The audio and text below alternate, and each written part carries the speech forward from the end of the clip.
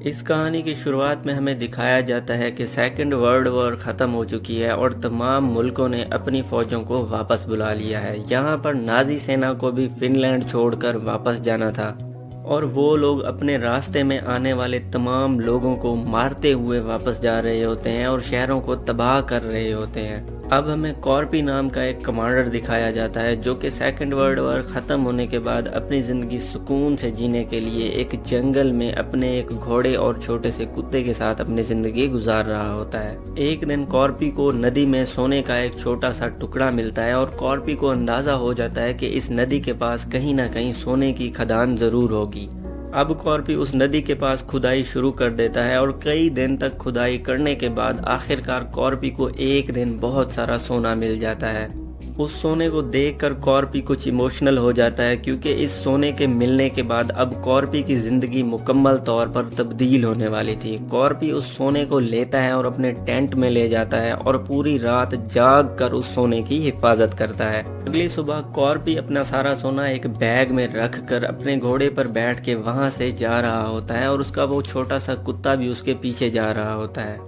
थोड़ा आगे जाने के बाद कॉर्पी नाजी सेना के एक जनरल ब्रूनो को देखता है, वहां से अपने कुछ साथियों और एक टैंक के साथ गुजर रहा होता है। उन लोगों ने फिनलैंड की काफी सारी औरतों को भी कैद किया हुआ होता है। जनरल ब्यूरो के आदमी इन औरतों के साथ गलत काम करते हैं। खैर कॉर्पी वहां से इन लोगों को इग्नोर करता हुआ आगे निकल जाता है और यहाँ पर ब्रूनो का एक आदमी वॉल्फ आकर कॉर्पी को गोली मारने ही वाला होता है कि जनरल उसे रोक लेता है और उसे कहता है कि ये आदमी वैसे भी अपनी मौत की तरफ जा रहा है क्योंकि पीछे हमारी एक और टुकड़ी आ रही है। थोड़ा आगे जाने के बाद कॉर्पी वहां पर बहुत सारी लाशों को देखता है और इन लाशों को देखकर कॉर्पी को कोई फर्क नहीं पड़ता क्योंकि जंग के दौरान कॉर्पी ने भी बहुत सारे लोगों की जान ली थी। थोड़ा आगे जाने के बाद कॉर्पी नाजी सेना का एक ट्रक देखता है जिसमें 4 आदमी होते हैं और ये आदमी कॉर्पी को उसके घोड़े से उतरने के लिए कहते हैं और उसके सामान की तलाशी लेते हैं। तो इन आदमियों को कॉर्पी का सोना मिल जाता है। कॉर्पी को समझ आ जाती है कि ये लोग इसका सोना लूट कर इसको मार देंगे, इसलिए वो वहां पर मौजूद अपने कुत्ते को यहाँ से दूर भागने के लिए कहता है और वहां से एक आदमी इसके कुत्ते को गोली मारने की भी कोशिश करता है, लेकिन इसका कुत्ता वहां से भाग जाता है। अब एक आदमी कॉर्पी को गोली मारने ही वाला होता है कि यहाँ पर कमांडर कॉर्पी अपना जादू दिखाता है। वो अपने खंजर के साथ 2 आदमियों को बहुत बुरी तरह मार देता है और तीसरे आदमी को उसी के हेलमेट के साथ मार देता है। आखिरी बचे हुए आदमी को कॉर्पी उसी की गन लेकर गोलियां मार के मार देता है। इन गोलियों की आवाज जनरल ब्रूनो सुन लेता है और वो वापस आकर जब अपने साथियों को देखता है तो उसके 4 आदमी मर चुके होते हैं। यहाँ पर जनरल ब्रूनो अपने एक आदमी के पास सोने का छोटा सा टुकड़ा देखता है और वो समझ जाता है कि उस आदमी के पास बहुत सारा सोना है और उसी ने ही मेरे आदमियों को मारा है। जनरल ब्रूनो भी अब वो सोना हासिल करने के लिए कॉर्पी का पीछा शुरू कर देता है।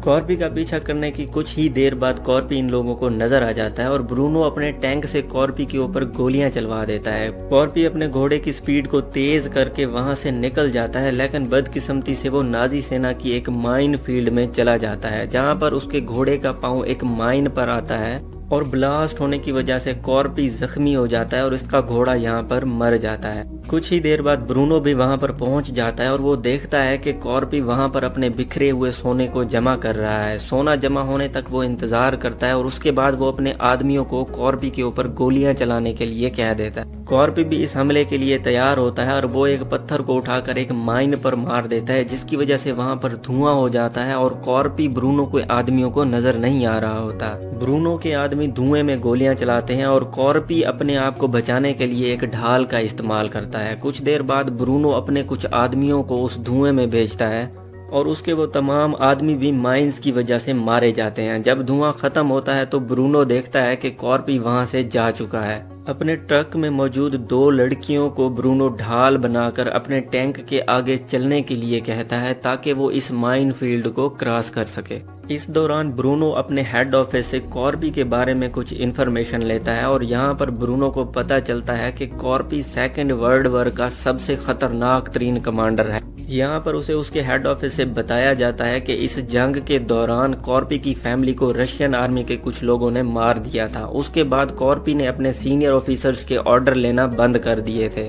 और जंगल में जाकर तकरीबन 300 रशियन आदमियों को वो मौत की नींद सुला चुका है। और यहाँ पर ब्रूनो को जल्द ही वापस आने के लिए कहा जाता है और उसे बताया जाता है कि वो खुशकिस्मत है कि कॉर्पी को मिलने के बाद भी वो अब तक जिंदा है, लेकिन ब्रूनो को हर हाल में कॉर्पी का सोना चाहिए था, इसलिए वो कॉर्पी की तलाश जारी रखता है। और अब हमें कॉर्पी को दिखाया जाता है जो कि एक ट्रक के पास रेस्ट करता है और अपने जख्मों को साफ करके उनमें से गोलियां वगैरह निकालता है। यहाँ पर कॉर्पी का कुत्ता भी वापस आ जाता है जो कॉर्पी से कुछ दूर बैठकर कॉर्पी को देख रहा होता है। कॉर्पी की हालत बहुत खराब होती है, इसलिए यहाँ पर कॉर्पी की आंख लग जाती है। कुछ ही घंटों बाद वहां पर वो नाजी टुकड़ी भी पहुंच जाती है। जब कॉर्पी की आंख खुलती है तो वो देखता है कि वो नाजी सिपाही कॉर्पी को ढूंढने के लिए कुत्तों का इस्तेमाल कर रहे हैं। कॉर्पी उस ट्रक के नीचे छुप जाता है और मौका मिलते ही नाजी सेना के ट्रक के नीचे छुप जाता है और पेट्रोल पाइप को काट कर अपने ऊपर पेट्रोल डाल लेता है ताकि उनके कुत्ते कॉर्पी की खुशबू को न सूंघ सकें।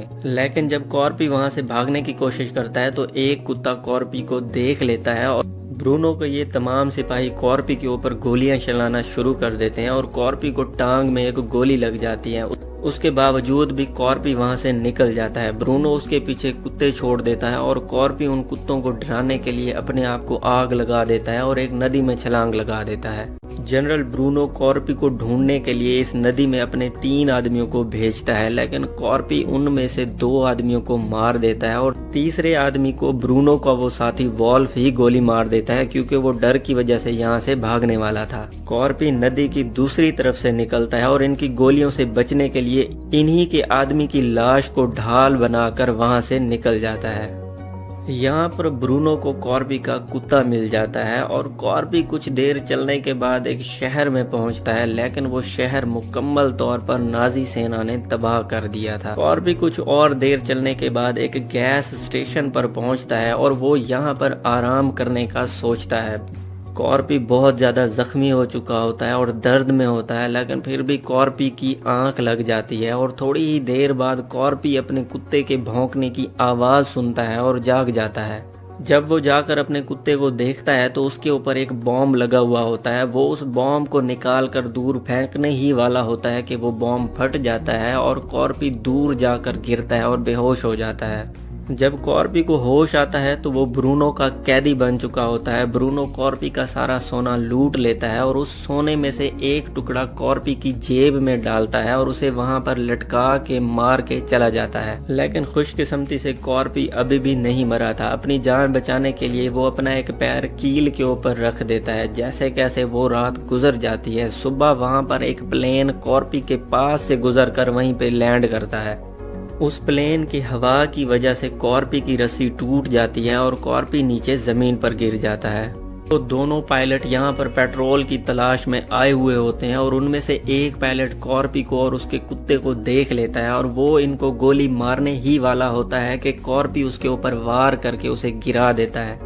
उस आदमी का सर नीचे एक पत्थर में लगता है और वो वहीं पर बेहोश हो जाता है। कॉर्पी दूसरे पायलट को एक ईंट के साथ वार करके मार देता है और यहाँ पर कॉर्पी बैठ के सोचता है कि अब उसे उसका सोना कभी नहीं मिलेगा। उसी वक्त वो देखता है कि दूसरा पायलट होश में आ रहा है जो उस वक्त बेहोश हो चुका था।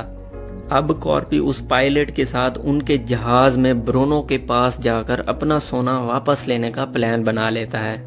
नाजी सेना की वो टुकड़ी अपने रास्ते में एक क्रैश्ड प्लेन को देखते हैं और जब वो उस प्लेन को जाकर चेक करते हैं वो देखते हैं कि उस प्लेन का पायलट मर चुका है और उस पायलट के हाथ में वही रस्सी है जिस रस्सी के साथ उन्होंने कॉर्पी को फांसी दी थी। यहाँ पर ब्रूनो समझ जाता है कि कॉर्पी एक बहुत ही खतरनाक इंसान है और वो अपने आदमियों को जल्द ही वहाँ से निकलने के लिए कहता है। अब हम देखते हैं कि लड़कियों वाले उस ट्रक में 2 फौजी बैठकर आपस में कॉर्पी के बारे में बातें कर रहे होते हैं और एक लड़की उनकी बातें सुनकर मुस्कुराती है और वो उन्हें बताती है कि कॉर्पी एक बहुत ही खतरनाक इंसान है और अब तुम तमाम लोग कॉर्पी के हाथों मरने वाले हो। इतनी ही देर में वहां पर कॉर्पी आ जाता है और वो उन दोनों फौजियों को मार देता है और उनके हथियार उठाकर उन लड़कियों को दे देता है। उसके बाद कॉर्पी उस ट्रक के ड्राइवर को भी मार देता है और वो ट्रक एक लड़की चलाने लगती है। अब कॉर्पी उस ट्रक की छत से छलांग लगाकर टैंक के ऊपर चला जाता है और वो लड़कियां इस ट्रक को उस सेना के दूसरे ट्रक के पास ले जाती हैं और गोलियां चलाकर उस दूसरे ट्रक में मौजूद तमाम फौजियों को मार देती हैं। दूसरी तरफ कॉर्पी टैंक को खोलने की कोशिश कर रहा होता है और ब्रूनो उस टैंक की ब्रेक लगाकर कॉर्पी को नीचे गिरा देता है। अब वॉल्फ उस टैंक से बाहर आकर कॉर्पी पे गोलियां चलाना शुरू कर देता है, जबकि कॉर्पी टैंक की दूसरी तरफ से ऊपर आकर वॉल्फ के साथ लड़ना शुरू कर देता है। वॉल्फ की अच्छी खासी धुलाई करने के बाद कॉर्पी उसे यहीं पर जिंदा छोड़कर चला जाता है। वॉल्फ को लगता है कि कॉर्पी ने उसकी जान बख्श दी, लेकिन थोड़ी ही देर बाद वॉल्फ से बदला लेने के लिए वहां पर वो औरतें आ जाती हैं। ब्रूनो एक जहाज में बैठकर वहां से निकलने वाला होता है कि वहां पर कॉर्पी पहुंच जाता है और वो उस जहाज के ऊपर गोलियां चलाना शुरू कर देता है। जब वो प्लेन टेक ऑफ करने ही वाला होता है तो कॉर्पी अपने एक्स की मदद से उस प्लेन के साथ अटैच हो जाता है। ब्रूनो को लगता है कि उन लोगों ने कॉर्पी को पीछे ही छोड़ दिया, लेकिन कॉर्पी अपने उसी एक्स की मदद से एक जगह बनाकर उस प्लेन के अंदर आ जाता है। ब्रूनो को जब कुछ आवाजें आती हैं तो वो चेक करने के लिए जब प्लेन में पीछे आता है तो कॉर्पी उसके ऊपर हमला कर देता है। अब यहाँ पर इन दोनों के दरमियान लड़ाई हो जाती है। ये लड़ाई काफी देर तक चलती है। कॉर्पी बहुत ज्यादा जख्मी होता है, इसलिए ब्रूनो उसके ऊपर हावी हो रहा होता है। यहाँ पर कॉर्पी अपना दिमाग चलाता है और वो एक बेल्ट के जरिए ब्रूनो को एक बॉम्ब के साथ अटैच करके उस बॉम्ब को नीचे जमीन की तरफ फेंक देता है। ब्रूनो भी उस बॉम्ब के साथ जमीन की तरफ चला जाता है और जब वो बॉम्ब ब्लास्ट होता है तो यहाँ पर ब्रूनो की मौत हो जाती है। अब कॉर्पी कुछ सुकून करना चाहता था, लेकिन वो महसूस करता है कि उनका प्लेन तेजी से जमीन की तरफ जा रहा है। आगे जाकर कॉर्पी देखता है कि ब्रूनो के साथ लड़ाई के दौरान पायलट को गोली लग गई थी और उसकी मौत हो चुकी है। अब कॉर्पी अपने सोने को पकड़कर एक जगह पर बैठ जाता है और अब उसे लगता है कि उसकी मौत होने वाली है, लेकिन खुशकिस्मती से वो प्लेन एक दलदल में जाकर क्रैश होता है और इस बार फिर कॉर्पी की जान बच जाती है। अब कुछ दिन बाद कॉर्पी अपने कुत्ते के साथ एक बाइक पर एक शहर की बैंक में जाता है और कॉर्पी सीधा एक काउंटर पर जाकर अपना सोना डालता है और उस बैंक के लोगों को कहता है कि इस सोने के बदले में मुझे पैसे चाहिए। यहाँ पर इस कहानी का इख्तिताम हो जाता है। दोस्तों, अगर आपको हमारी कहानी पसंद आई हो तो लाइक और कमेंट करके जरूर बताइएगा।